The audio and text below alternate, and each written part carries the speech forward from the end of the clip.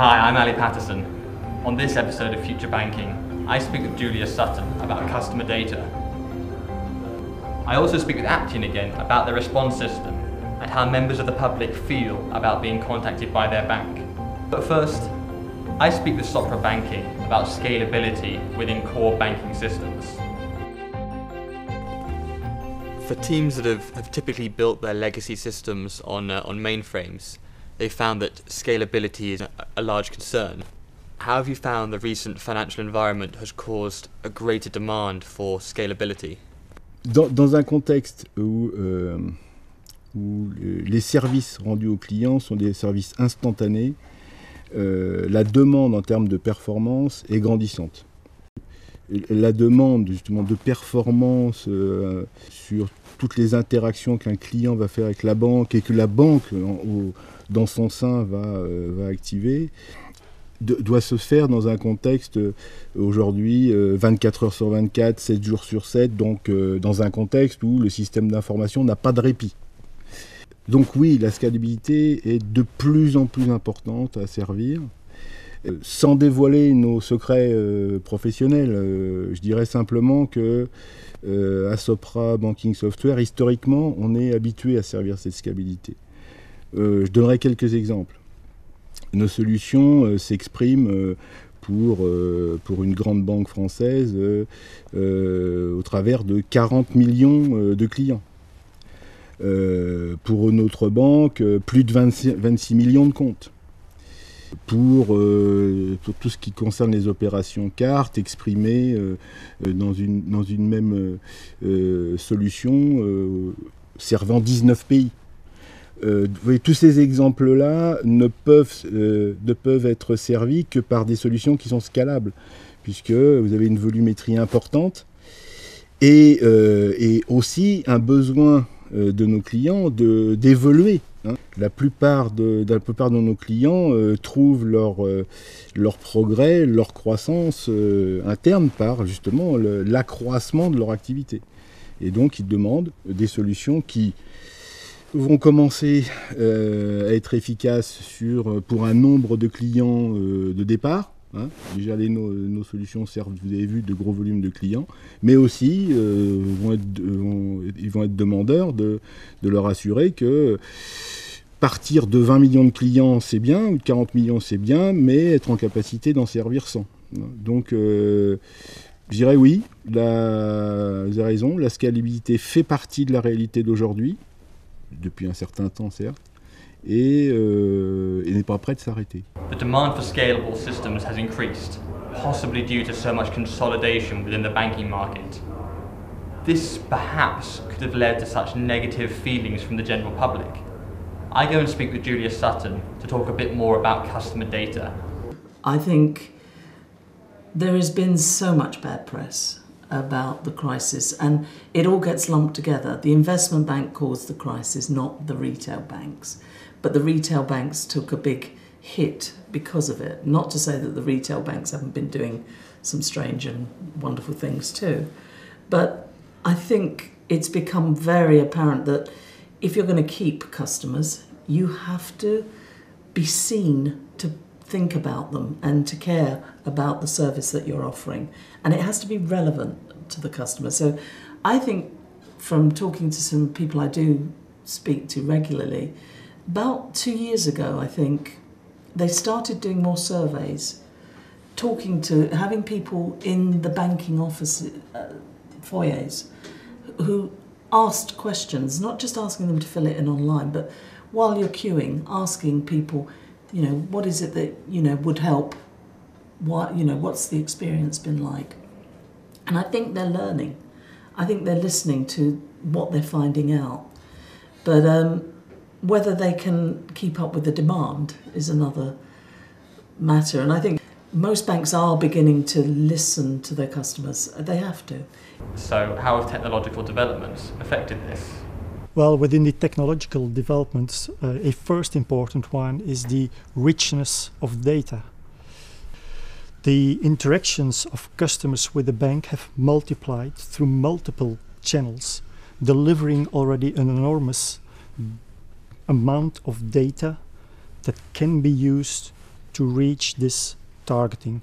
Let's take some examples.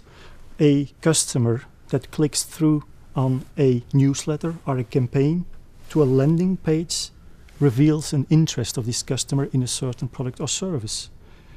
A customer browsing through your public site looking for mortgage information and the rates surely is looking for that kind of product, and technology allows today to track all that. Even a customer complaint, if well tracked and reacted upon, can be transformed from a pain from the customer into a pleasure by making the right proposal, taking the right action. So all this has made that the data that can be gathered through interactions with the customer through multiple channels already allows a bank to know its customer. If you combine this within this digital world with connected and technophile customers, with the data that's available outside of the bank, for example in social media, then you've got everything that is required to know your customer and to propose the right product and service at the right time to the right customer. In terms of scalability, I spoke with Aptean again about silos and their response system. As banks have evolved over time, typically what we've found is that departments have been set up in very isolated silos, and the technology that sits around that has also been built to suit either the specific channels, so the internet team, the ATM team, the social media team, and then layer on top of that the different product teams. So the challenge is that banks are facing now is start to try and think like a customer. So the people who are working in banks and making these decisions are customers themselves. So they understand the way that they want to interact themselves with their banks, and it's trying to break down those false walls that are sitting in the banks at the moment because of legacy decisions that were taken, and trying to change the culture in terms of looking at the customer from a customer-centric way, and then building the technology solutions that allow us to look at that customer in a customer-centric view, irrespective of which channel they choose to communicate with us, that they still get a single view of that organisation, that particular financial firm. I went out to speak with members of the public about how they feel about a bank sending them text messages. Yeah, they do anyway. Well, I don't mind because I need to be following it up. I am following it up by any other information I can get. Oh yeah, I don't have problems with that at all. I mean, I'm with MBNA, and they send me a text message. I can get the channel to my text or whatever, you know, it's fine. Oh yes, I would love that. No, I'm a bit old school. I'd prefer to see somebody in the branch. No, I don't think I'd like to want that. Yeah, I'd be quite happy for that. As long as they don't send me text message every day, then I'll be fine with that, yeah. If I subscribe to it, yes. But then if I have an easy way of stopping them. My name is Sutton. I got a letter the other day from a website that I've been using quite a long time. They'd obviously been updating their data, and I became Mrs. Satan, which is quite amusing in one way, but it actually, I haven't used that website since. And it's not because I don't like what they have, but it's just put me off. You can't even get my name right. And I've been a customer for so long. And there's others out there. There's always an alternative place to go. Any project that surrounds customer data within a bank's IT systems can be a huge transformation. I spoke with Sopra about this further. Considering some of the core replacements that have been undertaken recently, are there any lessons, best practices or mistakes that banks should be made more aware of? Bien, il faut considérer qu'aujourd'hui et demain, tous les projets de transformation qui concernent soit l'innovation, soit la différenciation ou la rationalisation sont des projets à risque pour les banques, au sens où ils sont à risque sur les coûts de projet, sur les délais, et même, je dirais, sur le risque de ne pas aboutir lorsqu'on lance des projets de transformation lourde, que ce soit sur l'aspect distribution ou dans les aspects production. Le risque, c'est que ça coûte trop cher, qu'on n'arrive pas au bout, et donc qu'on abandonne. quelques conseils, mais que l'ensemble de la profession partage et que les banques sont conscientes. C'est premièrement d'éviter la page blanche, de se lancer dans des projets pharaoniques en réinventant l'ensemble des principes bancaires.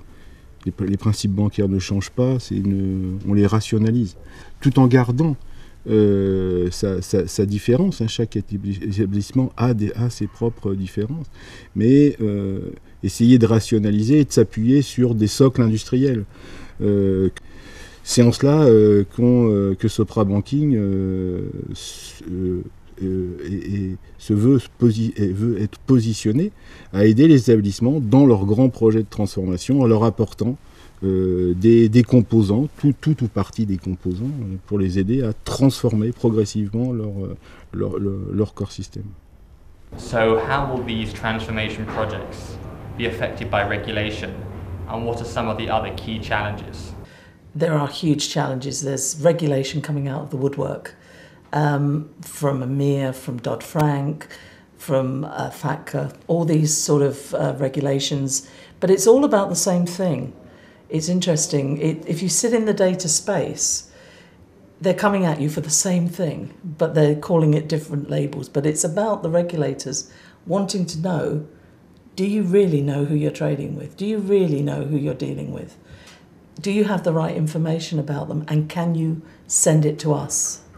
And that's all it is. It's about transparency and being able to identify who you're really working with. And it's a huge challenge because most banks grow up in silos. If it's not through merger and acquisition, some of the bigger banks obviously have bought other banks over the years. So there's natural silos by trying to merge those banks. And because up until fairly recently, data wasn't very sexy. So people didn't pay a lot of attention to it and didn't see it as being something you should invest in. So those silos were allowed to carry on. So you have multiple systems doing the same thing. You have multiple ops teams doing the same thing. And it's trying to untangle everything and bring it back to one view of the customer, one version. So what does this mean from a customer standpoint, and how will customers evolve over the coming years?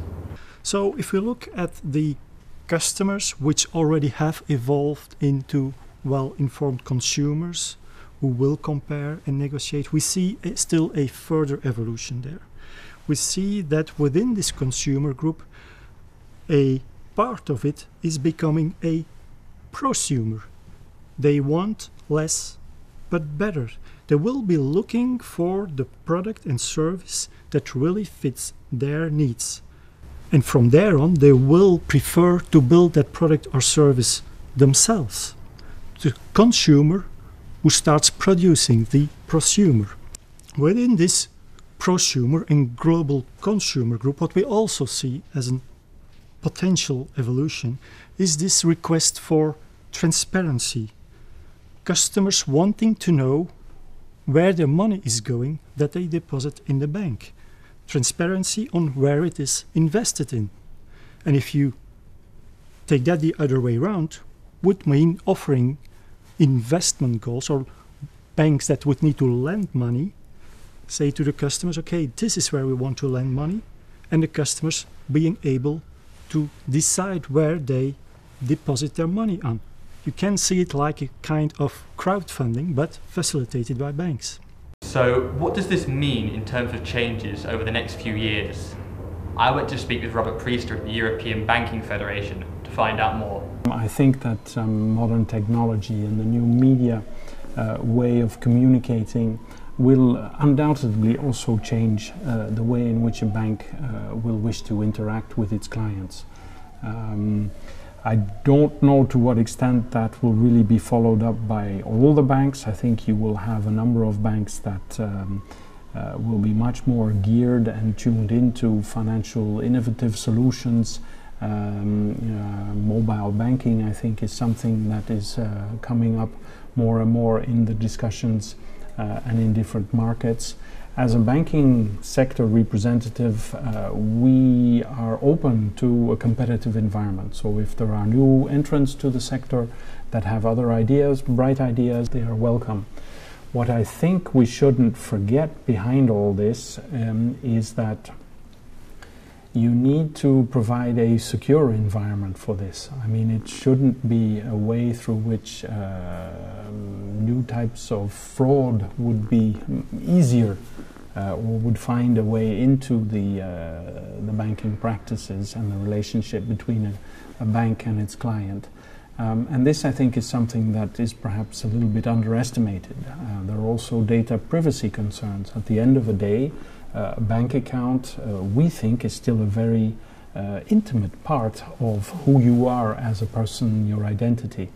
And so before we go down the road of opening up all kinds of new and wonderful dynamics and mechanisms through which the citizens of the future can manage their financial affairs, due attention should be given to aspects of what are the fraud possibilities, how can that be overcome, how fraud sensitive is it, data privacy, and then obviously there is a degree of competitive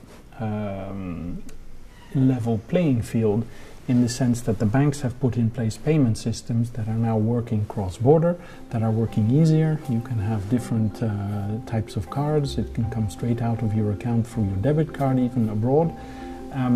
That has required a considerable investment by the incumbent banking industry. On the next episode of Future Banking, we go and speak with Pitney Bowes about some of the software behind document management.